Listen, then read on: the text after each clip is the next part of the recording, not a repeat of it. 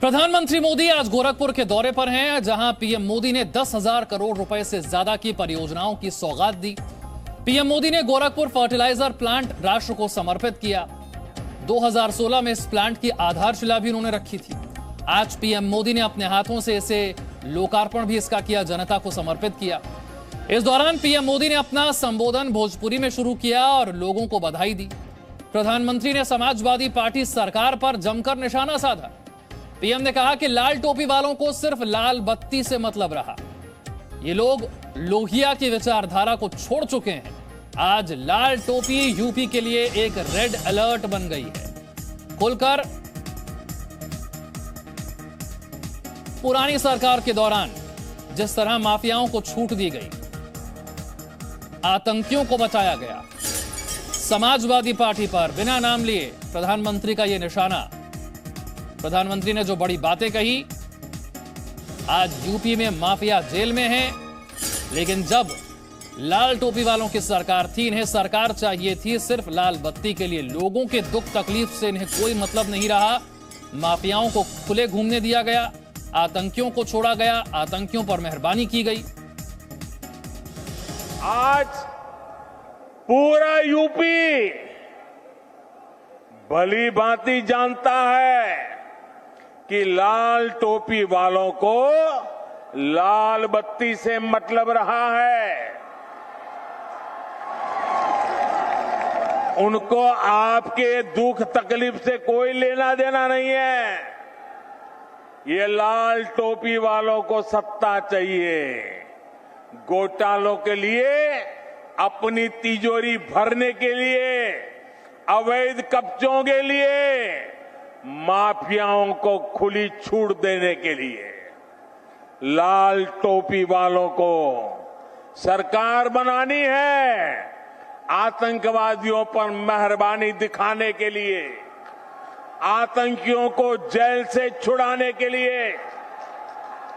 और इसलिए याद रखिए, लाल टोपी वाले यूपी के लिए रेड अलर्ट है, रेड अलर्ट, यानी खतरे की घंटी है। पीएम मोदी साल के आखिरी महीने में यूपी को बम्पर तोहफा देने वाले हैं। पीएम मोदी अगले 10 दिनों में से 5 दिन यूपी में ही बिताएंगे। आज गोरखपुर में, 11 दिसंबर को बलरामपुर, 13, 14 और 15 दिसंबर को वाराणसी में चुनावी जनसभा के साथ ही करोड़ों की सौगात देंगे। इस दौरान वो राज्य को करोड़ों के विकास कार्यों की सौगात दे रहे हैं। यूपी दौरे की शुरुआत आज पीएम के गोरखपुर से दौरे से हो गई है।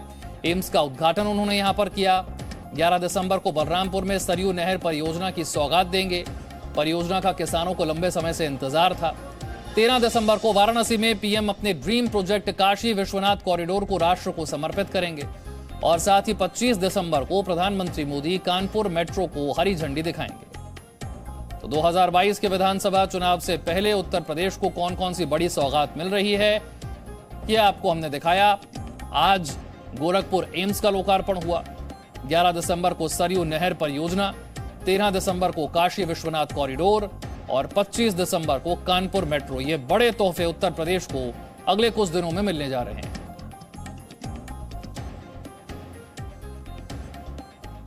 विकास के एजेंडे पर विधानसभा का चुनाव लड़ना यह मकसद है। 2022 विजय मकसद है। पूर्वांचल बहुत अहम है। 156 विधानसभा की सीटें यहां पर हैं और उत्तर प्रदेश के विधानसभा चुनाव के नतीजे 2024 की तैयारी के तौर पर भी देखे जाएंगे। आज संसदीय दल की बैठक भी हुई, मंथन भी हुआ और दूसरी तरफ मेरठ में समाजवादी पार्टी और आरएलडी की भी एक संयुक्त रैली हुई है। जयंत चौधरी और अखिलेश यादव एक ही मंच पर। उत्तर प्रदेश के विधानसभा चुनाव से पहले यह गठबंधन और एक संयुक्त रैली भी आज हुई है। लेकिन पूर्वांचल पर जोर क्यों है, यह हमने आपको बताया। और एक महीने में दूसरा पूर्वांचल का दौरा यह प्रधानमंत्री का रहा है। पहले की सरकारों ने अपराधियों को संरक्षण देकर यूपी का नाम बदनाम कर दिया था। आज माफिया जेल में है और निवेशक दिल खोलकर यूपी में निवेश कर रहे हैं।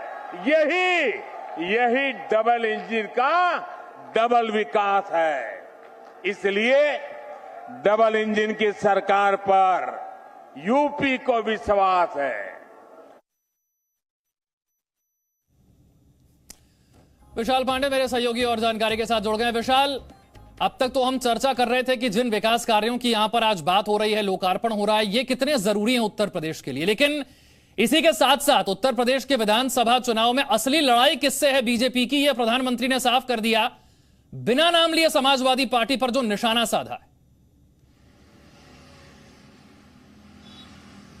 बिल्कुल विशाल, देखिए उत्तर प्रदेश में जो विधानसभा चुनाव में सीधी लड़ाई अब दिखाई दे रही है, बिल्कुल तस्वीर साफ होती हुई दिखाई दे रही है। बीजेपी और समाजवादी पार्टी के बीच यह पूरी लड़ाई होगी। जिस तरह से प्रधानमंत्री नरेंद्र मोदी ने आज बिना नाम लिए लाल टोपी के माध्यम से समाजवादी पार्टी पर सीधा हमला बोला और लाल टोपी के जरिए प्रधानमंत्री नरेंद्र मोदी ने पिछली सपा सरकार पर हमला बोला और एक तरह से आप ये कह सकते हैं आगाह भी किया है अपने इस भाषण के माध्यम से 2022 के चुनाव से पहले कि लाल टोपी वाले क्या करना चाहते हैं। दरअसल उत्तर प्रदेश में जब से इस साल में कैंपेनिंग शुरू हुई है तब से ही बीजेपी समाजवादी पार्टी पर हमले बोल रही है, समाजवादी पार्टी बीजेपी पर हमले बोल रही है और इस पूरे पलटवार में बीएसपी और कांग्रेस जैसी पार्टियां पीछे छूटती हुई पूरी तरह से नजर आ रही हैं। अगर हम अखिलेश यादव की रैलियों की बात करें उसमें भी उनका निशाना सीधे योगी आदित्यनाथ और भारतीय जनता पार्टी पर होता है। हम बीजेपी की रैलियों की बात करें, प्रधानमंत्री नरेंद्र मोदी, गृह मंत्री अमित शाह और यूपी के मुख्यमंत्री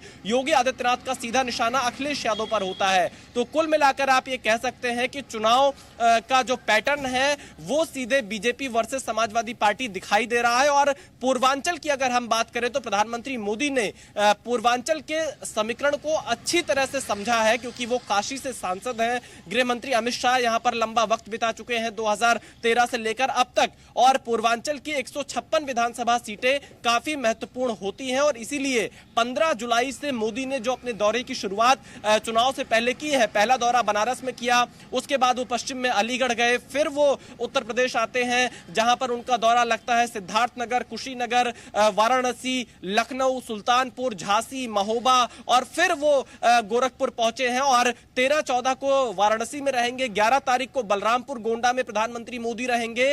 तो पूर्वांचल में जो 156 विधानसभा सीटें हैं इस बार यहां के समीकरण बहुत कुछ जातिगत आधार पर दिखाई दे रहे हैं और इसीलिए आप देखिए प्रधानमंत्री मोदी के गोरखपुर के मंच पर उनके दोनों ही सहयोगी दल के नेता मौजूद थे। अनुप्रिया पटेल जो कि कुर्मी समाज से आती हैं, संजय निषाद जो कि निषाद पार्टी के अध्यक्ष हैं और निषाद समाज की राजनीति करते हैं। इसके अलावा जो अन्य समाज के नेता थे लगभग 20 से 25 नेता पीएम मोदी के मंच पर मौजूद थे। और वहीं अगर दूसरी तरफ हम देखें तो पूर्वांचल में अखिलेश यादव ने ओम प्रकाश राजभर के साथ गठबंधन कर रखा है, महान दल के साथ गठबंधन कर रखा है, जनवादी पार्टी से गठबंधन कर रखा है और अपना दल कमेरावादी से गठबंधन कर रखा है। कुल मिलाकर जो ओबीसी की जातियां हैं, गैर यादव, उसको अपने साथ ज्यादातर लाने की कोशिश यहां पर बीजेपी और समाजवादी पार्टी दोनों ही दलों की तरफ से की जा रही है और इसीलिए पूर्वांचल सबसे अहम हो चुका है। विशाल, लेकिन एजेंडा सेट कर दिया, मुद्दे तय कर दिए प्रधानमंत्री ने कि बीजेपी अपने विकास कार्यों की बात करेगी और समाजवादी पार्टी की जो सरकार पहले रही है उस पर कैसे निशाना साधा जाएगा।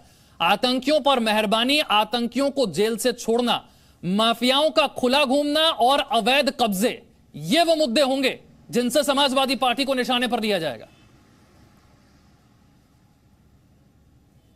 बिल्कुल विशाल, और हर रैली में अगर हम योगी आदित्यनाथ की बात करें तो वो इन मुद्दों को लगातार उठाते रहते हैं कि पिछली सपा सरकार में क्या परेशानियां थी और किस तरह से दिक्कतें आती थी और उन्हीं मुद्दों को जैसे योगी आदित्यनाथ उठाते हैं गुंडा राज का मुद्दा, माफिया राज का मुद्दा, अवैध जमीन कब्जे का मुद्दा। इसके अलावा जो पिछली सपा सरकार थी उसमें जिस तरह से योगी आदित्यनाथ की तरफ से कहा जाता है कि एक धर्म विशेष को बहुत बढ़ावा दिया जाता था और प्रधानमंत्री नरेंद्र मोदी ने आज लाल टोपी के माध्यम से यहां पर सीधे समाजवादी पार्टी पर निशाना साधा है। तो कहीं ना कहीं बीजेपी सपा की पिछली सरकार पर निशाना साधकर यहां पर अपने विकास कार्यों को आगे रखकर यूपी के चुनाव में जाना चाहती है। लेकिन इसके साथ साथ विशाल, बीजेपी सामाजिक समीकरण को भी साधने की पूरी कोशिश कर रही है क्योंकि बीजेपी को यह पता है कि हिंदुत्व विकास के एजेंडे के साथ साथ उत्तर प्रदेश के जातिगत समीकरण को भी चुनाव में साधना बहुत जरूरी होता है अगर जीत हासिल करनी है। विशाल,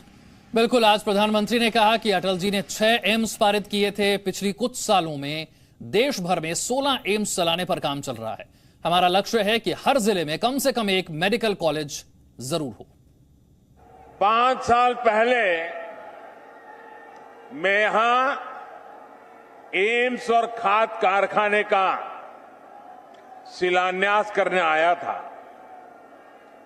आज इन दोनों का एक साथ लोकार्पण करने का सौभाग्य भी आपने मुझे ही दिया है।